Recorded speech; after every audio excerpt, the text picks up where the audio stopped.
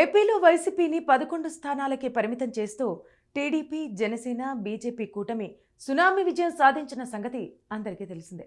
కూటమికి 164 అసెంబ్లీ స్థానాలు రాగా అందులో టీడీపీ వాటానే 135 స్థానాలు. 144 స్థానాల్లో పోటీ చేసిన టీడీపీ కేవలం 9 చోట్ల మాత్రమే ఓడిపోయింది. దాదాపు చాలా మంది టీడీపీ అభ్యర్థులు భారీ మెజారిటీలతో విజయాలు అందుకున్నారు. అదే సమయంలో 16 ఎంపీ స్థానాలను కూడా టీడీపీ గెలుచుకుంది. అటు జనసేన, బీజేపీ కూడా దుమ్ము రేపాయి. జనసేన 21 అసెంబ్లీ స్థానాలు, 2 ఎంపీ స్థానాలు, బీజేపీ 8 అసెంబ్లీ స్థానాలు, 3 ఎంపీ స్థానాలను కైవసం చేసుకున్నాయి. ఈ చిరస్మరణీయ విజయాలపై Tollywood young tiger junior NTR స్పందించారు.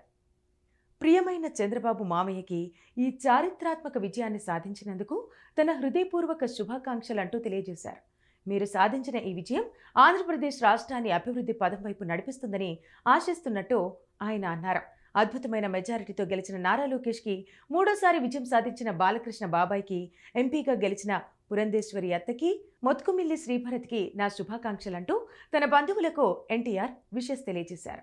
ఇక మరో ట్వీట్లో జనసేనాని పవన్ కళ్యాణ్కు కూడా జూనియర్ ఎన్టీఆర్ శుభాభినందనలు తెలియజేశారు.